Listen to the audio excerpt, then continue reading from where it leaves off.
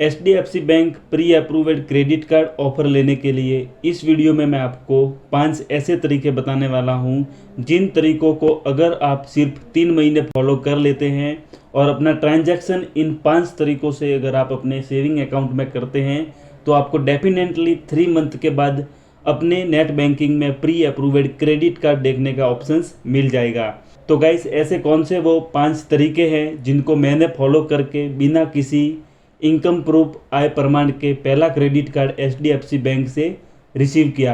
ये credit card मुझे HDFC net banking में प्री अप्रूव्ड ऑफर के तहत मिला था। क्रेडिट कार्ड का अनपैकिंग मैंने प्रीवियस वीडियो में कर लिया था। आपने अभी तक वो वीडियो नहीं देखा है तो वीडियो के डाउन में या फिर आई बटन पर आपको लिंक मिल जाएगी। उस लिंक पर क्लिक करके उस वीडियो को आप वॉच कर सकते हैं। वीडियो शुरू करने से पहले आपसे छोटी सी रिक्वेस्ट है, अगर आप हमारे चैनल पर नए हैं तो चैनल को सब्सक्राइब करके बेल नोटिफिकेशन को ज़रूर ऑन करें ताकि आपको सभी वीडियो की नोटिफिकेशन सबसे पहले मिल सके। तो गाइस, अभी मैं आपको जो 5 तरीके बताने वाला हूँ ये बैंक की कोई टर्म एंड कंडीशन नहीं है, ये सिर्फ मैं आपको मेरे एक्सपीरियंस के हिसाब से बताने वाला हूँ। अगर आप इन तरीकों को फॉलो करते हैं तो विथिन 3 मंथ के अंदर आपको प्री अप्रूव्ड क्रेडिट कार्ड और डेबिट कार्ड पर जो EMI मिलती है वो आपको प्रोवाइड हो जाएगी। अगर आप अपना ट्रांजैक्शन रेगुलर और मिनिमम एवरेज बैलेंस को मेंटेन करके करते हैं तो पहला पॉइंट मैं आपको बताता हूँ। सबसे पहले हमारा सेविंग अकाउंट देखना होता है। हमारे पास HDFC बैंक का कौन सा सेविंग अकाउंट है, तो ज़्यादातर लोगों के पास में जनरल सेविंग अकाउंट होता है या फिर सैलरी सेविंग अकाउंट रहता है। जनरल सेविंग अकाउंट में minimum average balance rural area में 2500 रुपये होता है। उसके बाद सेमी अर्बन में 5000 एंड अर्बन में 10,000 रुपीज़ रहता है। ये जो मिनिमम एवरेज बैलेंस रहता है इसको हमेशा अपने सेविंग अकाउंट में मेंटेन करना बहुत ज़रूरी होता है।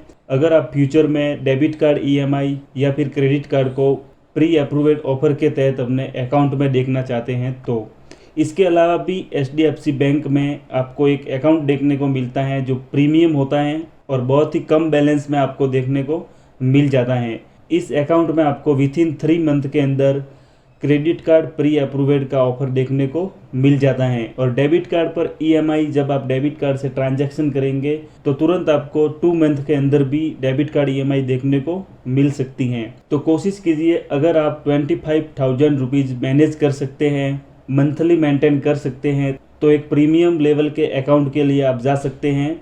और जनरल सेविंग अकाउंट है, अगर आपके पास में नॉर्मल सेविंग अकाउंट है तो भी अपना जो मिनिमम एवरेज बैलेंस रहता है, चाहे वो 2500 हो 5000 हो, हमेशा आपको मेंटेन रखना है। अगर आप किसी कारण से अपना मिनिमम एवरेज बैलेंस विड्रॉल कर लेते हैं या फिर किसी को ट्रांसफ़र कर लेते हैं तो वो आपको जल्दी से मैनेज करके जो भी मिनिमम एवरेज बैलेंस आपका रहता है उसको हमेशा मैनेज करके आगे रहना है। तो दूसरा वाला पॉइंट आपको जो ध्यान में रखना है, लोन रीपेमेंट टाइमली। अगर आपका कोई भी प्रीवियस लोन है जैसे कि कंज्यूमर लोन हो गया, पर्सनल लोन हो गया, ऑटो लोन हो गया एंड आपका यहाँ पे क्रेडिट स्कोर भी मायने रखता है। अगर आपने प्रीवियस में कोई भी लोन ले रखा है तो उसका जो भी रीपेमेंट होता है, EMI रहती है, वो आप ड्यू डेट से पहले ही पे कर ले या फिर जब आपका ऑटो ECS होता है तो उसके माध्यम से आप अपनी EMI को डेबिट होने दें। जब आप लोन का रीपेमेंट टाइमली करेंगे, अपना EMI टाइम से पे करेंगे अपने लोन में, तो आपका क्रेडिट स्कोर जो सिबिल स्कोर होता है वो इम्प्रूव होगा और जब आपका क्रेडिट स्कोर 700 से प्लस हो जाएगा तो वो गुड कैटेगरी में आ जाता है। तो ये कारण भी आपको credit card pre approved offer लेने में बहुत मदद करता है। तीसरा पॉइंट हमें ध्यान में रखना है डेबिट कार्ड का यूज। मंथली 3 स्पेंड आपको ऑनलाइन अमेजन, फ्लिपकार्ट या फिर किसी अन्य वेबसाइट से जहां से आप परचेज करते हैं वहां पे स्पेंड करना है। इसमें आपका रिचार्ज बिल पेमेंट भी आता है। जब आप recharge bill payment Amazon, Flipkart से शॉपिंग करेंगे तो आपको यहाँ पे प्री अप्रूव्ड ऑफर देखने का चांसेस रहेगा, क्योंकि क्रेडिट कार्ड से अमेजन, फ्लिपकार्ट या फिर रिचार्ज बिल पेमेंट इन सभी ट्रांजैक्शन के लिए ही क्रेडिट कार्ड बना हुआ होता है। तो बैंक की नज़र में आपके डेबिट कार्ड से अगर ज़्यादा ट्रांजैक्शन होंगे तो आपको यहाँ पे ऑफर देखने को मिल सकता है। 3 स्पेंड आपको पेट्रोल पंप पर स्वाइप कराना है या फिर 1 या 2 स्पेंड आप ऑफलाइन किसी स्टोर पर कर सकते हैं। ऑफलाइन स्टोर में जैसे मॉल हो गया या फिर कोई शॉप है वहाँ पे स्वाइप की सुविधा है, तो वहाँ पर आप अपने डेबिट कार्ड का यूज करके अपना पेमेंट है वो डेबिट करा सकते हैं। हमारा फोर्थ पॉइंट है वो कैश डिपॉजिट ऑन बैंक।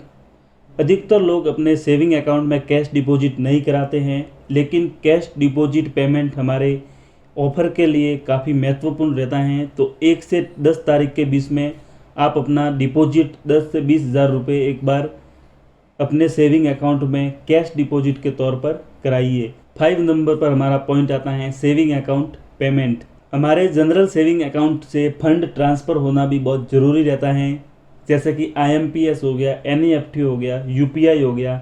इन सभी के माध्यम से आपको यहाँ पर एक महीने में 5 ट्रांजैक्शन तो करने ही हैं।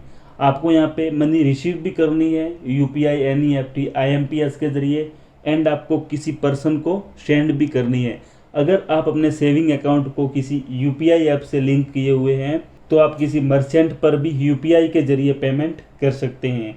तो गाइस, मैंने आपको इस वीडियो में 5 जो तरीके बताए हैं, इन तरीकों को आपको सिर्फ 3 महीने के लिए फॉलो करना है। अगर आप रेगुलरली अपने अकाउंट में ट्रांजैक्शन करते हैं, फंड ट्रांसफ़र करते हैं, बिल पेमेंट करते हैं, रिचार्ज करते हैं, तो आपको विथिन 3 मंथ के अंदर या फिर 6 मंथ के अंदर तो आपको डेफिनेटली 100% क्रेडिट कार्ड का प्री अप्रूव्ड ऑफर देखने को मिल जाएगा।